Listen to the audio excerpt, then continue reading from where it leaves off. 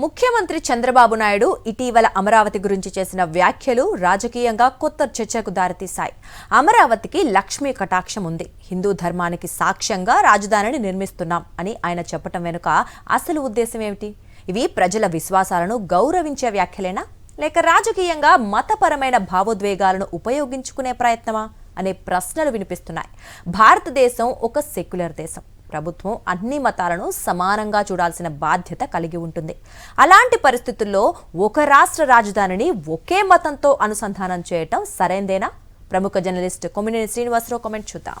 AP ముఖ్యమంత్రి చంద్రబాబు నాయుడు అమరావతి రాజధానికి సంబంధించి చేస్తున్న ప్రకటనలు ప్రజలను మభ్యపెట్టేవిగా ఉంటున్నాయా, లేక అంతా ఆమోదించేవిగా ఉంటున్నాయా అన్నది చర్చనీయాంశం. ఈ మధ్యకాలంలో చంద్రబాబు చేసిన కొన్ని ప్రకటనలు గమనించండి. అమరావతికి లక్ష్మీ కటాక్షం, హిందూ ధర్మానికి సాక్ష్యంగా రాజధానిని నిర్మిస్తున్నాం, అమరావతి అంటే విజయవాడ, గుంటూరు, మంగళగిరి కలిసి ఉండేదే. ఇలా వివిధ ప్రకటనలను విశ్లేషించుకుంటే ఏమి అర్థమవుతుంది? ఇంతకాలం దేవతల రాజధాని అని ఆయన ప్రచారం చేశారు. దీనిపై వస్తున్న వ్యాఖ్యలను దృష్టిలో పెట్టుకున్నారేమో తెలియదు కానీ అమరావతి ప్రజల రాజధాని అని కూడా అంటున్నారు. అంతవరకు సంతోషమే.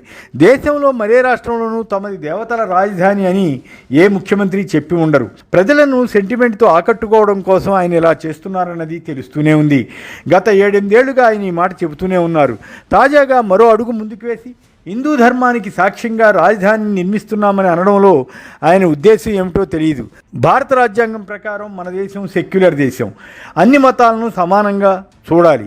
చంద్రబాబు బీజేపీతో పొత్తులో ఉంటే ఒక రకంగా, లేకుంటే మరో రకంగా వ్యవహరిస్తుంటారన్న భావన రాజకీయ వర్గాల్లో ఉంది. జగన్ ముఖ్యమంత్రిగా ఉన్న సమయంలో ఆయనకు వ్యతిరేకంగా చంద్రబాబు, పవన్ కళ్యాణ్ తదితరులు మతపరమైన రాజకీయాలు చేయడానికి రకరకాల యత్నాలు చేశారు. చంద్రబాబు 2024లో ముఖ్యమంత్రి అయిన తర్వాత మళ్ళీ అదే ప్రయత్నం సాగిస్తున్నారు. తిరుమల లడ్డు తయారీకి వాడిన నెయ్యిలో జంతుగోవు కలిసిందంటూ వైసీపీకి వ్యతిరేకంగా జనాన్ని రెచ్చగొట్టేందుకు కృషి చేశారు. తీరా అలాంటిదేమీ జరగలేదని తేలడంతో ఆయన సెల్ఫ్ గోల్ వేసుకున్నట్లయింది. అయినప్పటికీ ఈ మధ్య మీ మతం, మా మతం, మీ దేవుడు, మా దేవుడు అంటూ స్పీచ్లు ఇస్తూ ప్రజలను అటువైపు మళ్లించడానికి తంటాలు పడుతున్నారు. బహుశా ప్రభుత్వ వైఫల్యాన్ని దృష్టిలో ఉంచుకుని చంద్రబాబు ఇలా జిమ్మిక్కులు చేస్తున్నారేమో అన్న అభిప్రాయం కూడా ఉంది. ఆంధ్రప్రదేశ్ ప్రజలు గత 75 ఏళ్లలో ఎన్నడూ మతాల ఆధారంగా కాకుండా ప్రభుత్వాల పనితీరు, విధానాల ఆధారంగానే ఓట్లు వేస్తూ వచ్చారు. కేంద్రంలో బీజేపీ అధికారంలోకి వచ్చాక మతపరమైన అంశాలకు ప్రాధాన్యం పెరిగిన మాట వాస్తవమే. అందులోనూ మోడీ ప్రధానమంత్రి అయ్యాక ఈ ధోరణి మరింత హెచ్చింది. బీజేపీ మెప్పు కోసం చంద్రబాబు కూడా హిందూయిజాన్ని ప్రధానాంశంగా మలుచుకొని ప్రజలను మభ్యపెట్టాలని చూస్తున్నట్లుగా కనిపిస్తుంది. అమరావతి రాజధానిలో జగన్నాథ రథయాత్ర పాల్గొన్నారు. ఆ సందర్భంగా స్వామివారి ఆశీస్సులను కోరుకోవడం, ప్రజలకు మేలు కలగాలని ప్రార్థించడం సహజంగానే జరుగుతుంది. కానీ హిందూ ధర్మానికి సాక్ష్యంగా రాజధాని నిర్మించడం ఏమిటో తెలియదు. ఈ మాటలు విన్న ఇతర మతాల వారికి అది ఎలాంటి భావన కలిగిస్తుందన్నది ఆయన ఆలోచించుకోవాలి. గతంలో కాంగ్రెస్ ఎంపీ రేణుకా చౌదరి అమరావతిని కమరావతి అని పిలవరా అని అన్నప్పుడు తీవ్ర విమర్శలు చెలరేగాయి. టీడీపీకి దూరంగా ఉన్న రోజుల్లో జనసేన అధినేత పవన్ కళ్యాణ్ కూడా అమరావతి ఒక గేటెడ్ కమ్యూనిటీగా మారుతోందని ఆరోపించారు. ముఖ్యమంత్రి స్థాయిలో ఉన్నవారు అన్ని కులాలను, మతాలను తన వెంట తీసుకుని వెళ్లేలా వ్యవహరించాలి. దేశం కానీ రాష్ట్రం కానీ మతపరమైనవేగా లేవన్న సంగతి గుర్తించాలి. స్థలమహత్యంతో అమరావతిని ఎవరూ కదిలించలేరని అంటూ రాజకీయ లక్ష్యంగా ప్రసంగం చేసినట్లు అనిపిస్తుంది. ఆధ్యాత్మికత తోడుంటేనే ప్రశాంతత వస్తుందనే ఆయనే చెబుతారు. కానీ ఆధ్యాత్మిక కార్యక్రమాలకు వచ్చినప్పుడు ఆయనే రాజకీయ ప్రసంగాలు చేస్తుంటారు.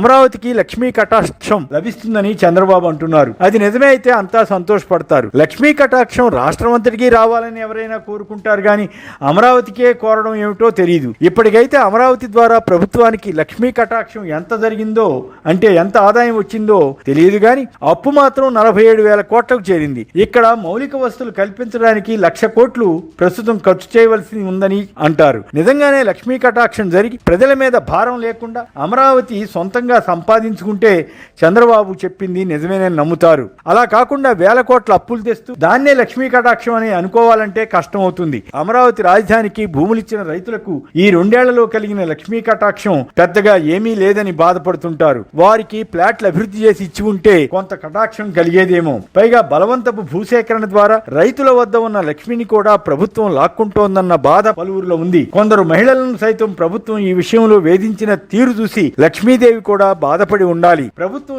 స్టార్ హోటళ్లకు ఎకరాకు 8 కోట్లకు భూమి ఇస్తామని ప్రతిపాదించిందని వార్తలు వార్తలు వచ్చాయి. అదే టైంలో భూముల సొంతదారులైన రైతులకు మాత్రం 1-2 కోట్లు కూడా ఇవ్వడం లేదని ఉండవల్లి రైతులు వాపోతున్నారు. చివరిగా మరో మాట, మాజీ సీఎం జగన్ మావిగన్ అంటే విజయవాడ, గుంటూరు, మచిలీపట్నంలను ఒక కారిడార్గా తీసుకుని రాజధానిని అభివృద్ధి చేయాలని సలహా ఇస్తే దాన్ని చంద్రబాబు ఎద్దేవా చేశారు.